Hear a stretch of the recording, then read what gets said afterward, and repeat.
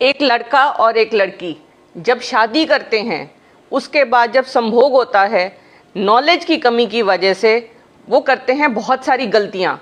आज मैं उन गलतियों की वजह से उनको आगे चलकर प्रेगनेंसी नहीं होती, प्रेगनेंसी हो जाए तो अबॉर्शन हो जाती है। आज मैं उन्हीं गलतियों के बारे में आपको कुछ बताऊंगी।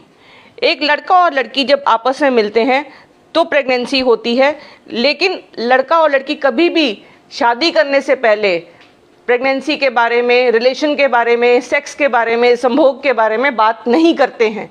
उस बात नहीं करने की वजह से उन आदमी को ये नहीं पता होता, पुरुष को ये नहीं पता होता कि लड़की को पीरियड्स कब आए थे। लड़की को पीरियड्स जब आते हैं उसके 14वें दिन के आसपास अंडा बनता है, केवल उन्हीं दिनों में प्रेगनेंसी होती है। अगर ये नॉलेज उस लड़के को हो और लड़की को भी ये नॉलेज हो कि उसको अंडा कब बनना है, उसका फर्टाइल पीरियड कब है, तो प्रेगनेंसी वो अगर वो चाहते हैं तो प्रेगनेंसी कर सकते हैं।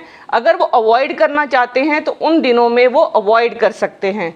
दूसरी बात, उनको ये नहीं पता होता कि उन्हें कौन सा ऐसा गर्भ निरोधक चीज़ इस्तेमाल करनी है कि उनको अगर प्रेगनेंसी नहीं चाहिए तो वो यूज़ करें। या तो वो कॉन्डम यूज़ कर सकते हैं जो एक लड़का यूज़ कर सकता है, या लड़की यूज़ कर सकती है ओरल कॉन्ट्रासेप्टिव पिल्स। वो शादी से जो एक महीना पहले वो यूज़ करने लग जाए तो उसको कोई नुकसान नहीं है बल्कि फ़ायदा है। कि बिकॉज अनवांटेड प्रेगनेंसी, जब वो प्रेगनेंसी नहीं चाहते हैं, प्रेगनेंसी हो जाती है, तो वो अपने बड़ों को बताने की बजाय कई बार आजकल जो अवेलेबल एम्प्टी पिल्स हैं वो खाते हैं और बच्चा अबॉर्ट करते हैं। जैसे ही बच्चा अबॉर्ट करते हैं, बच्चा यहाँ आके ठहरता है, यहाँ पे सोजिश हो जाती है, बच्चा यहाँ पे ठहरता है।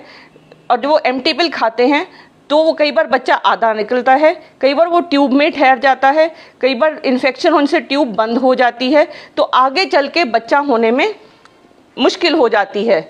इन केस वो प्लान्ड प्रेगनेंसी भी कर लें तो उनको ये नॉलेज नहीं होती कि उनको सेक्स कितनी बार करना चाहिए, कब करना चाहिए, कब नहीं करना चाहिए, किस पोजीशन में करना चाहिए, सेक्स के नुकसान क्या हैं, रिलेशन के फ़ायदे क्या हैं। आज मैं आपको वो बताती हूँ। अगर लेडी प्रेग्नेंट हो जाए तो उसको जो पहले 2 महीने में सेक्स की इच्छा उसमें बढ़ जाती है, उसको सेक्स तभी करना चाहिए अगर वो कंफर्टेबल है। उनके हस्बैंड को भी ये समझना चाहिए अगर उल्टियाँ, मतली और उसको यूरिन में इन्फेक्शन है तो वो सेक्स के लिए फोर्स ना करें।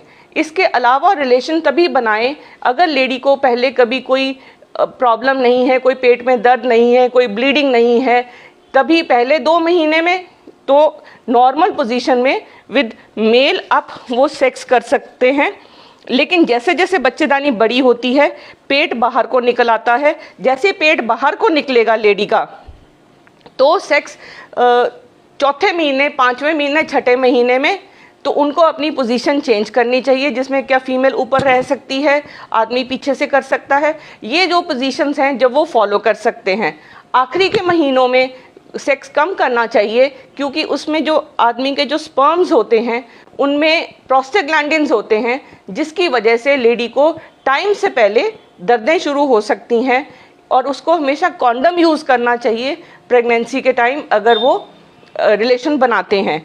दूसरी बात, एक चीज़ जो सबसे इम्पॉर्टेंट चीज़ है ये कि जो फ़ायदे हैं रिलेशन बनाने के वो ये हैं, क्योंकि जब भी जो निचला हिस्सा होता है लेडी का, उसका ब्लड फ्लो इंक्रीज़ हो जाता है, उसका मूड ठीक हो जाता है, उसका स्ट्रेस कम हो जाता है अगर वो लेडी कंफर्टेबल है करते हुए।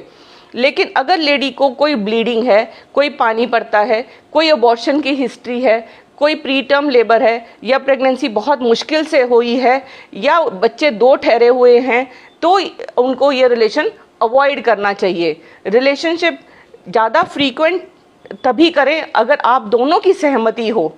तो इसके लिए बहुत ज़रूरी है कि नवविवाहित जोड़े विवाह से पहले इस चीज़ के बारे में बात करें, या जब भी शादी हो जाए तो जब भी वो संभोग की तैयारी करें तो उनको इन सब चीज़ों की नॉलेज होनी चाहिए ताकि उनको आगे चल के इस चीज़ में कोई प्रॉब्लम ना हो। ये इन्फॉर्मेशन ज़्यादा से ज़्यादा आप फैलाइए, इसलिए क्यों